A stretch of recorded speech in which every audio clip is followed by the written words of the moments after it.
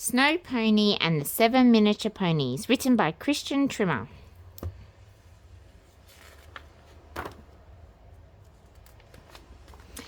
Once upon a time, there was a pony who had a coat as white as snow and a mane as black as ebony. As you can see, the combination was quite spectacular. Her name was Snow Pony. Children came from far and wide to see Snow Pony. Not only was she pretty and sweet, but she was also exceptionally good at braiding hair and line dancing. All the children loved Snow Pony, and she loved them all in return. That's not entirely true. She didn't particularly like this one. As long as we're being honest, Snow Pony did have a favourite. Charmaine lived in the house on the farm, and besides being gentle and kind, she had a lovely singing voice. Along with Charmaine's dog, Hunter, don't be fooled by his name, the only thing Hunter hunted was belly rubs, Snow Pony and Charmaine would put on shows for the visiting children. To be fair, there was one animal who did not like Snow Pony. Her name was Queenie, and she was jealous of all the attention Snow Pony received. Queenie had special talents of her own, or so she claimed, and was eager to show them off. But she knew she would never have the chance unless she got rid of Snow Pony. The opportunity presented itself one day when the gate was mistakenly left unlocked. One by one, Snow Pony ate the apples Queenie had placed in a trail that led deep into the forest.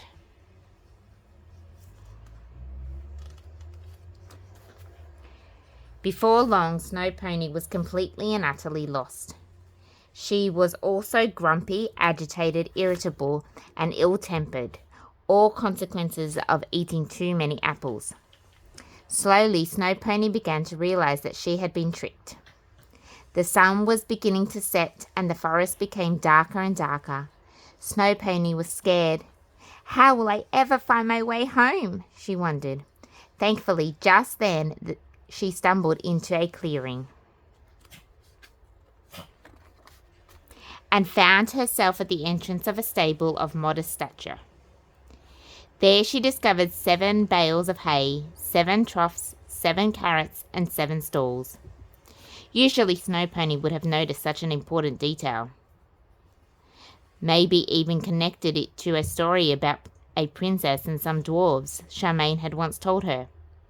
But at that moment, Snow Pony discovered a cabinet full of sugar cubes. "I'll have just one," she thought. Feeling safe and warm, Snow Pony settled down in the 7th stall and was almost immediately asleep. Not long after, the owners of the stable returned home. They were 7 miniature ponies, who, aside from being adorable, were also very observant.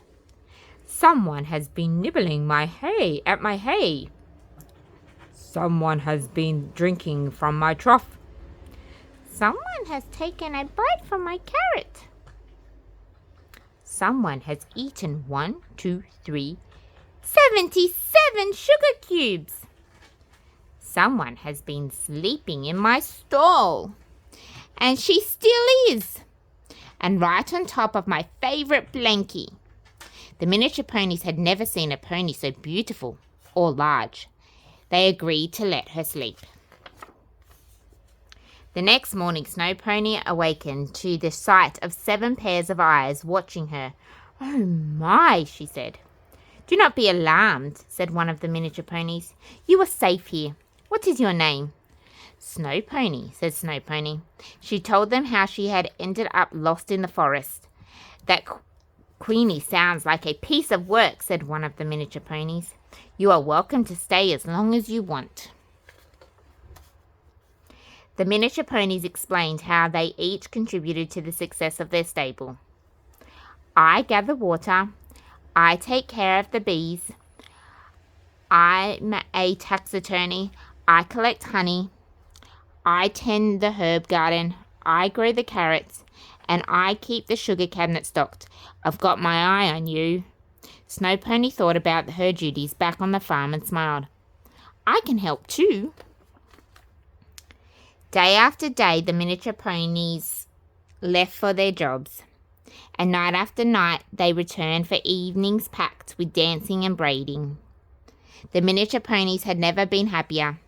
Snow Pony too was happy to have so many new friends, but none of the miniature ponies could hit the high notes like Charmaine. Back at Snow Pony's stable, the children had never been less happy. Queenie had taken Snow Pony's place, and the kids found her talents a bit wanting. Intro to Scrapbooking with Queenie. Charmaine shook her head. This isn't good, boy. We need to find Snow Pony. I am in full agreement, replied Hunter. Let us depart at once. With my keen eyes and sense of smell, we are sure to find her in no time. And what a sight for sore eyes she will be. Oh yes, a joyful reunion we shall have. Of course, what Charmaine heard was bark, bark. Still, she recognized something in the dog's eyes, so the two raced off into the forest. At that very same moment, Snow Pony made a decision. Dear miniature pony, she said, I must return home. You have been wonderful friends, but I miss the children, especially Charmaine. The miniature ponies were devastated. Please don't go. You have brought so much joy into this house, said one. My mane has never looked better, cried another. I'm so close to learning the electric slide, shouted a third. Snow Pony looked into their sad, adorable eyes. What if you came with me? There's plenty of room on the farm. Charmaine and I could work you into our act. The miniature ponies considered her very tempting offer. But what about our stable here? Asked the miniature pony, who was also the tax attorney. Well, replied Snow Pony, you could always use it as a weekend home, and maybe you could rent it for short periods of time to miniature ponies visiting the area who are looking for something more cozy than a hotel. I heard that's very popular these days. The tax attorney's eyes lit up. It's settled then. We will join Snow Pony on her return home. With that, Snow Pony and the 7 miniature ponies ventured into the thick forest. Branches grabbed at Snow Pony's mane and briars snagged at her ankles. The miniature ponies, who had never travelled this far, were faring even worse. The group stopped to rest. I will run ahead to see what I can learn, offered the miniature pony who took care of the bees. Just a few minutes later, he came speeding back. We must hide. I've just seen a hairless monster who walks on 2 legs and a slobbery beast with sharp fangs. Snow Pony and the miniature pony scrambled to get out of sight.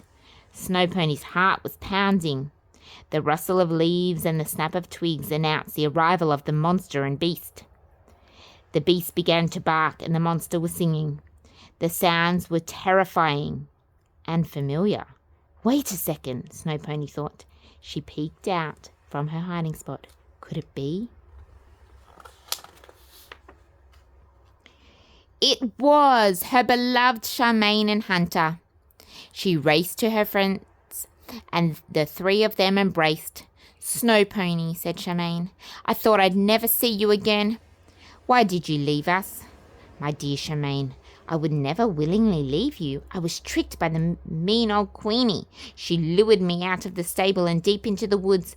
I became oh so lost and oh so scared. But I thought of you every day, and I dreamed of this very moment. Of course, all Charmaine heard was, Nay. You can come out, Snow Pony called to the miniature ponies. This is Charmaine and Hunter, a child and a dog, not a monster and a beast. You guys really need to get out more. One by one, the 7 miniature ponies revealed themselves. My goodness, exclaimed Charmaine. You've brought some friends. Charmaine, Snow Pony, and Hunter happily returned home with the miniature ponies in tow. From that day forward, life on the farm was better and busier than ever. Children came from even further and wider to see the pony with a coat as white as snow and a mane as black as ebony perform alongside her best friend and 7 miniature ponies. Snow Pony loved all the children just as they loved her. Well, except this one. And what happened to Queenie, you ask? She was put to good use. Snow Pony and the 7 Miniature Ponies, featuring Charmaine and Hunter in a dog and pony show. Poster by Queenie.